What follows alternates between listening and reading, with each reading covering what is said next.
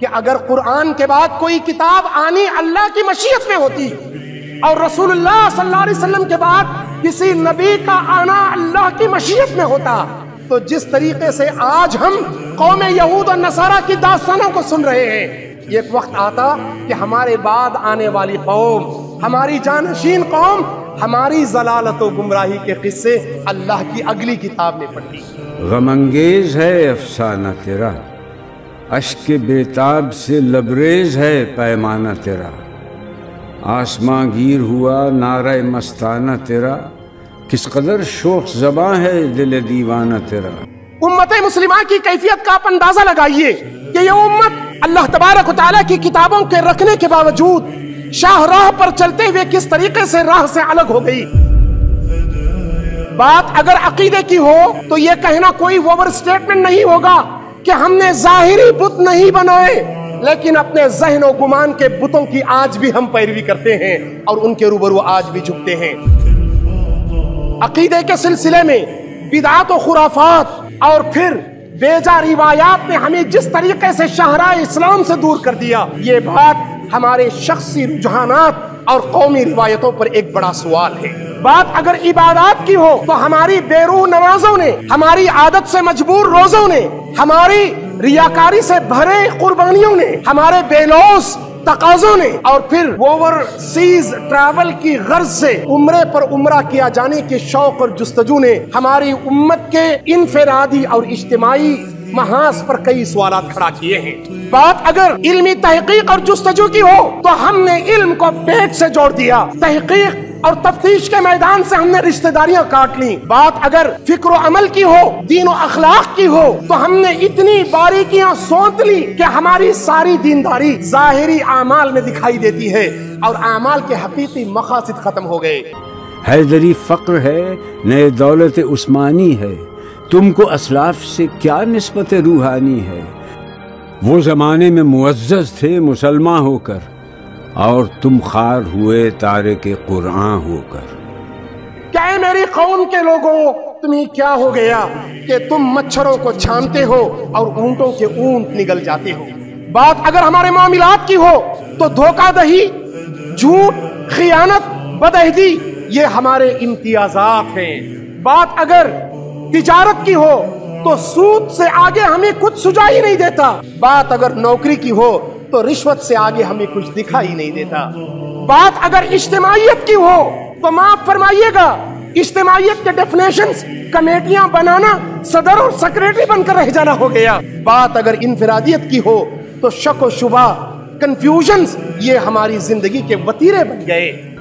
کون ہے تارک آئین رسول مختار؟ مصلحت وقت کی ہے کس کے عمل کا معیار؟ کس کی آنکھوں میں سمایا ہے شعار اغیار؟ ہو گئی کس کی نگاہ طرز سلف سے بیزار؟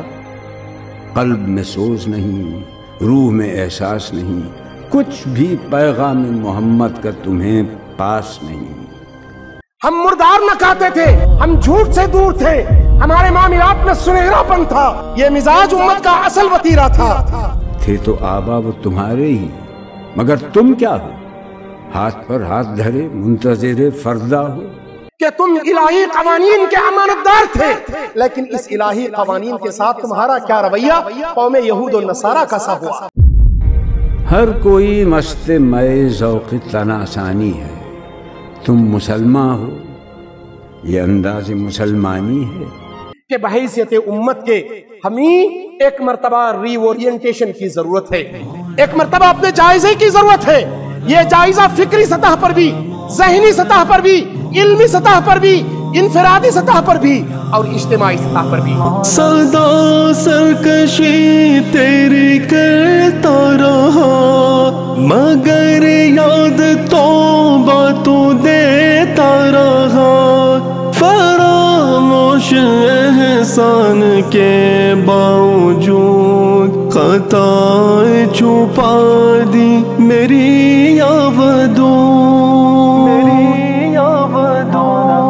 اے خالق میرے لوٹ کر آؤں گا، میں تیری طرف اپنے گھر آؤں گا، اے خالق میرے कर आऊंगा, मैं तेरी तरफ अपने घर आऊंगा। कुल इन्नल्लाह मअकुम, कि रब तुम्हारे साथ है, फितरत खुदावंदी तुम्हारे साथ है, लेकिन शर्त यह है अक़मतुमुस्सलात व आतीतुमुज़्ज़कात, तुम नमाज के कायम करने वाले बन जाओ, ज़कात के अदा करने वाले बन जाओ, व आमनतुम बिरुसुली, रसूलों पर ईमान लाने वाले बन जाओ, व अज़्ज़रतुमूहुम, रसूलों के मिशन में उनका साथ देने वाले बन जाओ, व अक़रज़तुमुल्लाह क़र्ज़न हसना, मुख्तलिफ महाजों पर अल्लाह तबारक व तआला के दीन के मुतालबे को पूरा करने के लिए अपनी जान और उस माल के सरमाए को बहैसियत कर्ज के राह खुदाबंदी में पेश करने वाले बन जाओ, कि अब कौम एक मकसद के हासिल करने के लिए तगदो करने वाली बन जाए। मिल्लत खत्म रसूल शोलब पैराहन है, आज भी हो जो बराहीम का ईमा पैदा, आग कर सकती है अंदाज गुलिस्तां पैदा। आइए जिंदगी को एक तब्दीली से हमकिनार करने के लिए हम तैयार हो जाएं, एक नए सिरे से जीने का साजो सामान बांधे, इसलिए कि ये जिंदगी करीबुल खत्म है और जिंदगी के करीबुल खत्म होने से पहले जिंदगी में तब्दीली लाज़िमी है। कि मोहम्मद से वफा तूने तो हम तेरे हैं, ये जहां चीज है क्या लौह कलम तेरे हैं।